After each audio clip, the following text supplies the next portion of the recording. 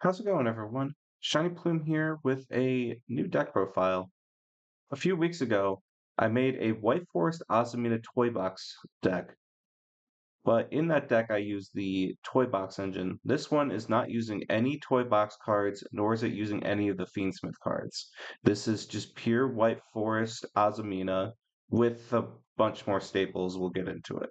This has become one of my favorite decks to play in this format, aside from plants, obviously. So let's get into the deck profile. Start things off with the monsters. We got 3 copies of LZ of the White Forest. This is one of the 2 main starters of the deck. You can send a spell or trap from your hand or field to the graveyard to special summon from your hand, then add 1 White Forest monster from your deck to your hand.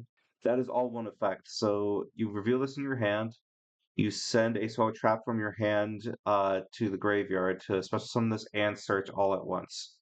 So if this gets Ash Blossom, this just stays in your hand. It has a second effect where if a light spellcaster tuner is special summoned during your opponent's turn while this is in your graveyard, you can add it back to your hand. So this is a great recovery option and also is one of the best starters if you have a spell or trap in your hand. Then we got 3 copies of the other starter of the deck, Sylvie of the White Forest. So Sylvie is if it's a normal special summon, you can add a White Forest spell trap from your deck to your hand. Most of the time, that will be one specific spell. We'll get into that. So if this is in your graveyard, you can shuffle back a White Forest Synchro monster that's in your graveyard or on your field, and then special summon this with its effects are negated. This is true for the other tuner we play. Then we got 1 Bushi of the White Forest. This is the other spellcaster tuner. If you draw a White Forest monster, you can special summon it. This is not really a starter, but it is an extender. It has the same graveyard effect as Sylvie does, but also it has the effect where you could send a spell or trap on your field or in your hand to the graveyard to draw 1 card. Doesn't come up too often, but I mean, if this is in your hand, but neither of those two are, it can come up in a pinch. And then for the other White Forest monsters I play, 1 Stellar and 1 LZ Azamina of the White Forest. So these 2 monsters are not the best starters, which is why we play them at 1. A Stellar is an okay starter, and if it's on the field, you can send a spell or trap from your hand or field to the graveyard to special summon a light spellcaster sooner from your deck.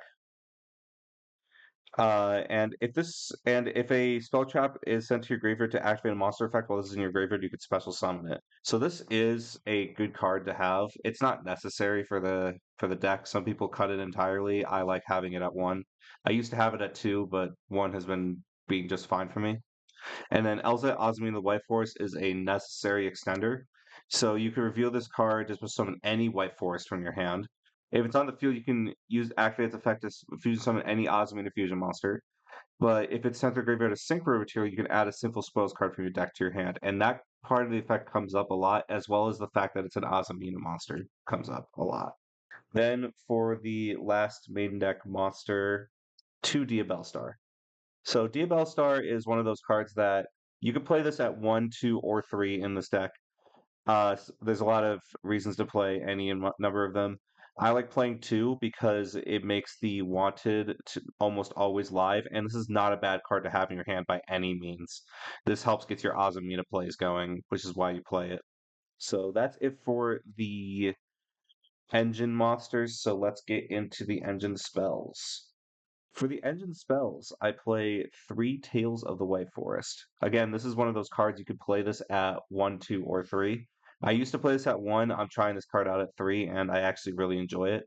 It's not a terribly bad card to have in your hand because if you chose a loser spellcast monster, you can add a White Forest monster from your deck to your hand, and it has the common White Forest spell or trap second effect, where if it's sent to graveyard to activate a monster effect, you can set it. So the main combo often relies on sometimes if you have LZ and Tails in your hand, if you have these 2 in your hand, you can do LZ, send the Tails, and then summon this and search Sylvie, and then on a new chain, Tails will set itself, and then you can do another search. But this is also the If it's not in your hand already, this is the most common card that you'll be searching with Sylvie, which is why some people play this at 1.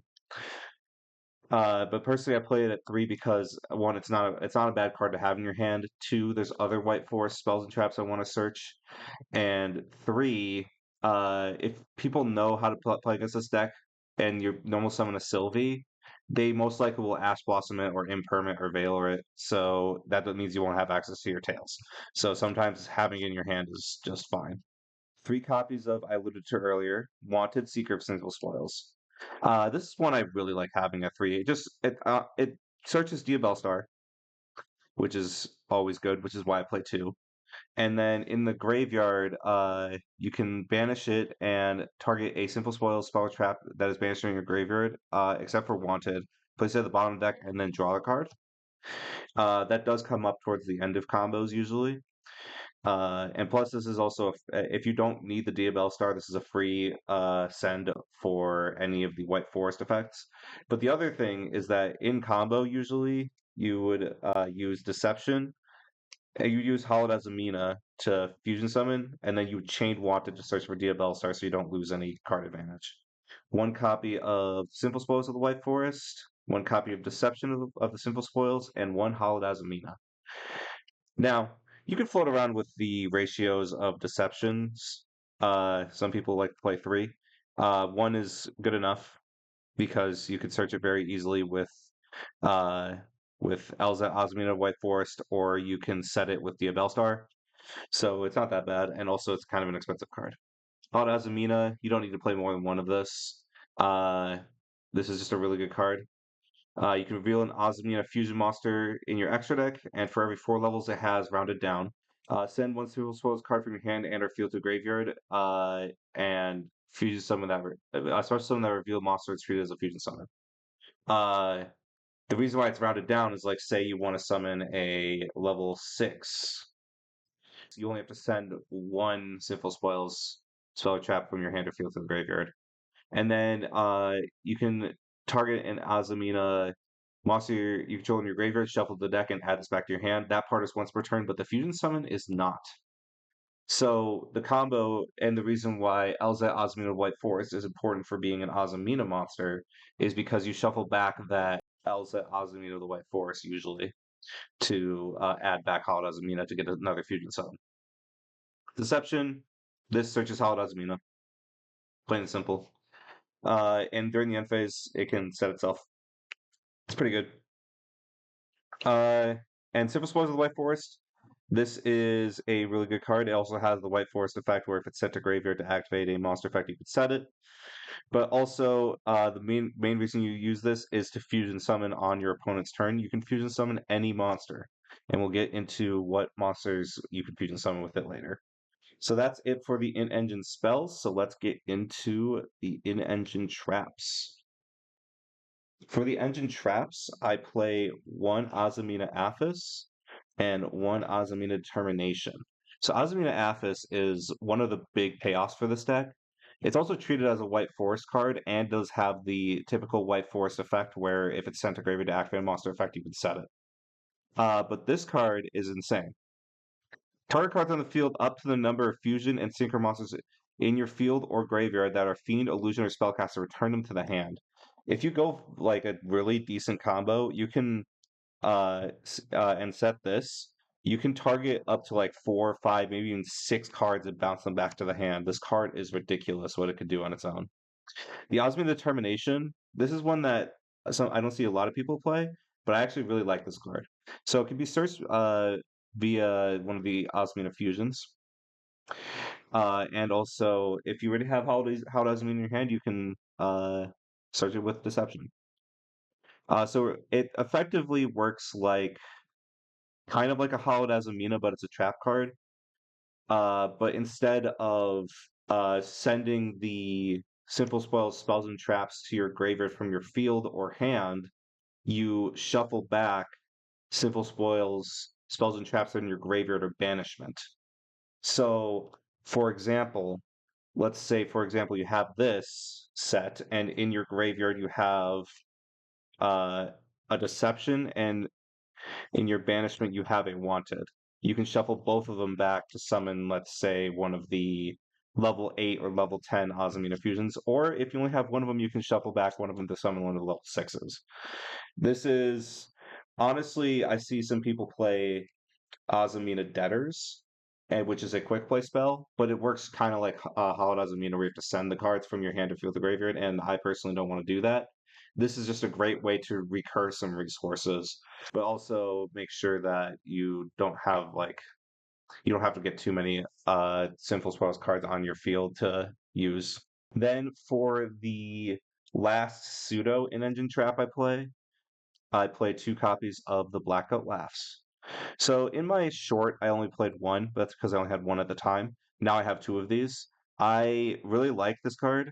So if you don't know what this card does, if it's set, you can declare a monster card, and this turn, neither player can special summon monsters with that original name except from the graveyard. And then if it's in the graveyard, you can banish it and declare a monster name that neither player can activate the effects of that monster on the field. So it kind of works like not necessarily a skill drain. It's more they can't activate their effects, not that their effects result negated. So this is a really good card to set, and it's a really good card to send for any White Forest effects, which is why you should consider playing it in this deck. It is on the expensive side though, so if you can't afford it, that's fine. But it is a really good one to consider. So that's it for the engine. So let's get into the non-engine I play. So we'll start with the hand traps because White Forest doesn't really like playing hand traps because it likes to send spells and actual spells and traps to graveyard. And despite the name, most hand traps are not actually trap cards. So I play 3 Ash, 3 Fuelos, and 3 Droll Lockbird. Unfortunately, like you kind of need to be playing some hand traps in this format. So I'm not playing too many of them. I play these because they're good. I don't really need to explain too much about what Droll and Ash are do. Fuelos is just a good card, but if you can't afford it, that's fine. Then for the non-engine spells and traps, I play Double Tactics Talent, Called by the Grave, 3 Triple Tactics Thrust, and 3 Imperm. So I actually really like Triple Tactics Talent. I think this is one of my favorite staples in all of Yu-Gi-Oh, and I'm very happy that it's really good in this deck. And Called by the Grave is Called by the Grave. Thrust is a pretty good card to get to any of your engine spells and traps, or even your imperms, I guess, or if you're going second, your talents. And there's a couple cards in the side deck that the Thrust searches too, so that's why I play it. The reason I play it in the main, though, is because I need spells and traps to pitch, and this is just a really good one to have. So that's it for the main deck. So let's get into the extra deck. We'll start off with the synchros. So for the synchros, I play 4 of them. Ursilia Sinister Soul of the White Forest, Silvera Wolf Tamer of the White Forest, Diabell Queen of the White Forest, and Chaos Angel. This is like the minimum amount of synchros you need to be playing in this deck. So this one acts as an extender. If it is special summoned, you can send a spell or trap from your hand or field to the graveyard to add a White Forest card or a light spellcaster monster from your deck to your hand. So what's interesting about this is that you can add any light spellcaster. So in theory, you can add Effect Veiler. I don't play Effect Veiler in this deck. I've considered it, but I don't really like playing Effect Veiler. And I guess if it was actually a trap card, I'd play it, but I'd rather just play Imperm. And then Illusionist Spellcaster Synchro Monsters you control gain 5 attack and can't be destroyed by card effects. Doesn't usually come up because this barely stays on the field, but it does come up a few times. Severa, this is one of my favorite ones. If this card is special summoned, you can change all face-up monsters your opponent controls to face-down defense position. And then Spellcaster Synchro Monsters you control gain 5 attack, and they deal double piercing damage. So you flip all your opponent's monsters face down and you attack them for double piercing damage, kind of like a Chaos Max. This card is really fun. And then my favorite synchro in this deck, Diabell Queen of the White Forest. If it's synchro summoned using a tuner synchro monster, one of these two, you can target a spell or trap in your graveyard and add it to your hand. And then when your opponent activates a card or effect, you can send a spell or trap you control or in your hand to the graveyard to special summon a Synchro Tuner from your deck or graveyard. And that's a really good way to interrupt your opponent because if you have Diabell on your board, that means that if your opponent activates a card effect, then you can chain the Diabell and summon Silvera, and then on resolution, flip all their monsters face down. It's really good. Some people play some other Synchro Tuners. I don't really want to do that. I want to keep it simple. And the last one, Chaos Angel. This one is one of the best cards in the deck, like hands down. If you often make it using a light and dark, so it makes all your synchros unaffected by your opponent's monster effects, and it makes all your monsters unable to destroy by battle. And then on synchro summon, it can banish a card. This card is really, really good. So now for the fusions, and there's a lot of fusions in this deck. So Magic Chirozzo, this card is can be fusion summoned or special summoned from the extra deck by sending the correct fusion materials to the graveyard. Requires a fusion synchro X use a link monster plus a spellcaster. So you usually make this using like a Diabell Star and one of your other monsters. Sometimes you can triple attack this talent, take one of your opponent's monsters, and then use that as one of the materials for Chirozzo. It does have a battle phase effect where it can negate the attack and bounce the monster that's attacking. It does actually come up if your opponent doesn't read it. But the main reason you play this is because this is a level 4 tier. That's like the long and the short of it. Then for the Azamina fusions, I play 5 of them. Play Soul. Jesus Christ, this one's always so hard to say. Soul Aristocron, that's as close as I'm gonna get it. Mute Ursiolago, Ilia Sylvia, Mo Regina, and Saint Azamina. So Soul on summon sends a card to the graveyard, any card. And then during the standby phase can add back a Azamina Simple Scrolls card from your graveyard. Uh Mute Ursiolago is the main extender. Uh if it's fusion summon, you can add an Azamina Simple Spoils card from your deck to your hand. And it has other effects that don't really come up very much. Ilia Sylvia is one of the endboard pieces. This is an Omni negate by tributing itself. Moa Regina. This one isn't necessary in this deck, but I like playing this one. It doesn't do anything on summon, but during your turn, you can target any illusion monster in your graveyard except for itself and special summon it. And when an Azumina Simple Spells card effect is activated, except for Moa Regina, you can target 2 cards on the field and destroy them. So this is actually a pretty good thing to end on, even on your opponent's turn. And then Saint Azumina is really interesting. So it's kind of floodgatey. It's very interesting. Let's read it. So your opponent cannot target cards in their field, graveyard, or banishment, or this card in the field card effects. So effectively, your opponent cannot target their own things or this card.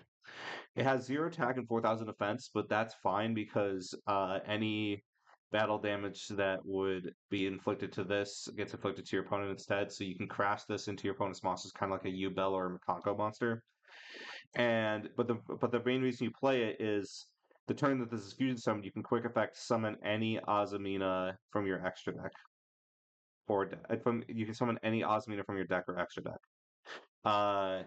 So effectively, if you make this on your opponent's turn, like say with a Osmina Determination, you can then on your opponent's turn quick effect say summon Mo or Regina or Soul or any of them, and that does come up. It's really really powerful. So that's it for the Azamina fusions. The last fusion I play in this deck is Guardian Chimera because you can make this using Simple Spells of White Forest on your opponent's turn and either draw a card and pop 2 or draw 2 and pop 1. It's really good. Then for the last of the extra deck, I play Abyss Dweller. It doesn't really come up very often, but you can make it. Mirologic Aggregator. You never summon this. This is for a card in the side deck. Cross Sheep. This card does actually come up sometimes. If you have a fusion monster that points to it, you can. If something else is summoned to the other zone's points to, you can summon a level 4 from your grave. It's pretty good. Also does have attack boost if your sinker points to it. And then SP Little Knight because SP Little Knight. It's a really good card. So that's it for the extra deck. For the side deck, I played 3 Meows. I really like Molcharming Meows. I think this card is really good. It's mostly played for the mouse matchup, but there is some matchups that this card is better than, say, a Perulia. 3 Lancia because you have to respect Malice. Fun fact as well, if you don't actually need Lancia for whatever reason, you can set this in the spell and trap zone, and it counts as a spell or trap that you can send for any White Forest effect. Just thought I'd let you know. Doesn't really come up, but it might. Then 2 Lightning Storm, 1 Duster. Respect the back row lest you lose to it. 3 Ulti Slayer. This is why I have Aggregator in the extra deck. Ultimate Slayer targets a monster on your opponent's field, and then you send one with the same summoning condition from your extra deck graveyard and effectively bounce that card. So if you target an XZs, you can send Meteorologic Aggregator, and Meteorologic Aggregator then can negate a card on your opponent's field. It's usually used for the Ryzeal matchup, but Ryzeal players have recently been playing, at least pure Ryzeal players have been playing Starliege, which makes their thing untargetable, which is why I don't play Metaltronus in this deck anymore. I still play Ulti Slayer because while it doesn't really come up in the pure Ryzeal matchup, it comes up in other matchups. I use this against Malice, and I send one of my links that I rarely summon, for example. But I don't use Metaltronus. I instead opted to play Dark Ruler No More. The reason why was because of Starliege. I know it's not the best card against Ryzeal. Against Fiendsmith Ryzeal and Mitsuri Ryzeal, it's really not good. This is mostly for pure Ryzeal because they set up a totally awesome Starliege, a Detonator, and it's a really, really hard board to out. But Dark Ruler at least gets rid of most of the monsters, at least their effects, so that you can at least try to break their board. I know it's not the best plan, but it is a plan. And then finally, the last card I played was Dimensional Barrier, because this card is just insane. And that's it for an update to my White Forest Azamina deck. I really do like this version of the deck a lot more because it's a lot more of a pure-ish build. There's obviously no toy boxes, no Fiendsmith, and this build is still fairly powerful. And it has ample room for non-engine, a lot of room in the extra deck. There's a lot of ways to improve White Forest, and I'm really excited for the new support to come out in Alliance Insight. But what do you guys think of this version of the deck? Do you think this is better than the toy box version? What version of White Forest do you guys actually like the best? Let me know. And what decks are you looking forward to playing in future formats, like the Alliance Insight format? I personally am really excited to play more White Forest because I hear that with the new field spell and the new monsters that's adding, it's going to completely revolutionize this deck, and I'm very excited for it. During the end phase, Heaven Grows Back. Thank y'all for watching. Peace.